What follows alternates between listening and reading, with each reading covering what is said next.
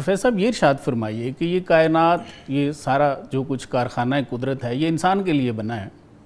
تو اللہ تعالیٰ انسان سے اتنی محبت کرتے ہیں، اس کی کیا وجہ سمجھ آتی ہے سر؟ دیکھیں، اللہ تعالیٰ انسان کی تخلیق سے پہلے اللہ تعالیٰ کی ایک مخلوق فرشتے بھی موجود تھے، جی، پھر جنات بھی ہم سے پہلے موجود تھے، اور فرشتوں کی جو کریشن تھی، کمبینیشن تھی، وہ اس طرح سے تھی کہ وہ خالصتاً وہ نور سے بنے ہوئے فرشتے ہیں، ٹھیک،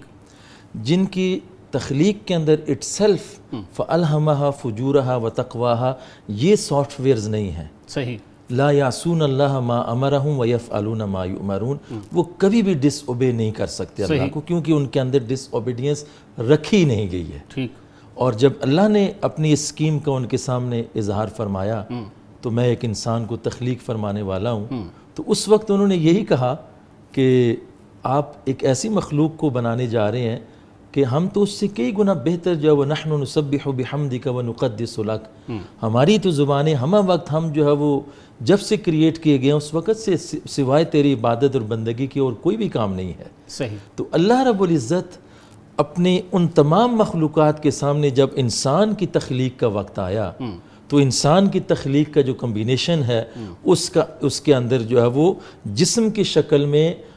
انسان کی جسمانی تخلیق کی شکل کے اندر اس کے اندر جو ورلڈلی ڈیزائرز تھیں وہ بھی رکھ دی گئیں، اور انسان کی روح کی تخلیق کی شکل میں وَنَفَخْتُ فِيهِ مِن رُوحِي جو ڈیوائن ایلیمنٹس تھے وہ بھی رکھ دیے گئے۔ اب یہ ایسا خوبصورت کمبینیشن تھا، پھر اس کو اس کے ساتھ ایک فریڈم بھی دے دی گئی کہ اب اس کے سامنے جو ہے وہ دونوں راستے ہیں وہ بھی دے دی گئی، عقل بھی دے دی گئی، پھر اس کو ایک مینول بھی دے دیا گیا قرآن کریم کی شکل میں، اور ایک ماڈل آف ایکسیلنس بھی دے دیا گیا رسالت مآب صلی اللہ علیہ وسلم کی ذات اقدس کی روشنی میں، اور ساتھ یہ بتا دیا اور فرشتوں کو یہ فرما دیا کہ دیکھنا کہ میں اس کے سر کے اوپر اپنی اس کا امارت کا جو ہے وہ نیابت کا تاج کیوں رکھ رہا ہوں۔ تو وہ ایسے ہی مخلوق جب جو ہے وہ ایسے بھی ہیں، جب انبیاء اور رسل تو سب سے بلند ترین ہستیاں ہیں اور سید الانبیاء تو تمام کے سردار ہیں، مگر آپ صلی اللہ علیہ وسلم کی امت میں سے قیامت تک کے لیے ایسے ایسے لوگ ہیں جو ان تمام چیلنجز کے باوجود بھی جو اللہ نے انسان کے اندر رکھ دیا، زُيِّنَ لِلنَّاسِ حُبُّ الشَّهَوَاتِ مِنَ النِّسَاءِ وَالْبَنِينَ وَالْقَنَاطِيرِ الْمُقَنطَرَةِ مِنَ الذَّهَبِ إِلَى آخِرِ الْآيَةِ، یہ ساری کی ساری ڈیزائرز بھی انسان کے اندر رکھ دی، اور دوسری طرف ایک جو وہ چنگاری اس کے اندر محبت کی اپنی ذات کی بھی رکھ دی، تو ایک طرف جسم اس کو کھینچتا ہے دنیا کی طرف، خواہشات دنیا کی طرف، روح اس جسم کے اس پنجرے کے اندر وہ اس کو یاد دلاتی ہے اس یونیورس کا جہاں پہ وہ ٹریلینز اور انلیمیٹڈ ان امیجنیبل لانگ ٹائم پیریڈ جہاں پہ ہماری عالم ارواح میں گزار کی آئی تھی۔ اب مولانا روم اسی چیز کا مثنوی کے آغاز کے اندر جو ہے اس کا ذکر کرتے ہیں سیپریشن کا، کہ وہ جو بانسری ہے وہ کس ہجر اور فراق کے اندر وہ رو رہی ہے، تو وہ روح ہے دراصل انسان کے اندر،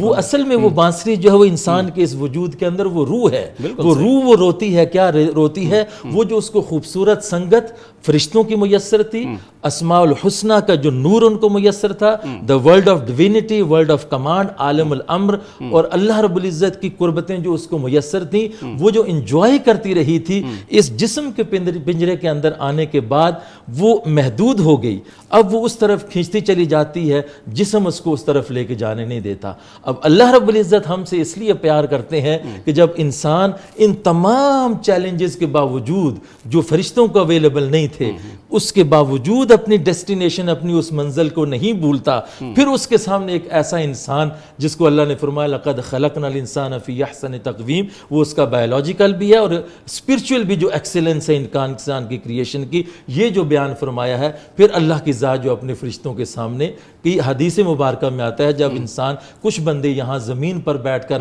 اللہ کا ذکر جب فرما رہے ہوتے ہیں، ان اللہ یباہی بکم الملائکہ، اللہ رب العزت فرشتوں کی مجلس کے اوپر ان لوگوں پر فخر بجا رہا ہوتا ہے۔ ہے. بالکل تو یہ ایک تخلیق کا، انسان کی تخلیق کا اور اللہ کی نیابت کا جو حق ادا کرتا ہے جو انسان، تو اس ضمن میں جو اللہ رب العزت نے اپنی تمام مخلوقات میں سے ہمیں یہ شرف عطا فرمایا کہ ہمیں اپنا سب سے پیاری اور محبت کرنے والی شخصیت انسان کے ساتھ جو اپنا ساری کی ساری چیزیں ہمارے لیے رکھ دیں اور فرمایا تم میرے لیے ہو اور میری ہی ذات کے لیے جیو اور مرو اور تمہیں میں ہی اپنا اجر عطا فرماؤں گا. یہ ہے فلسفہ جو انسان کو اللہ نے اشرف المخلوقات بنایا. بالکل ایسے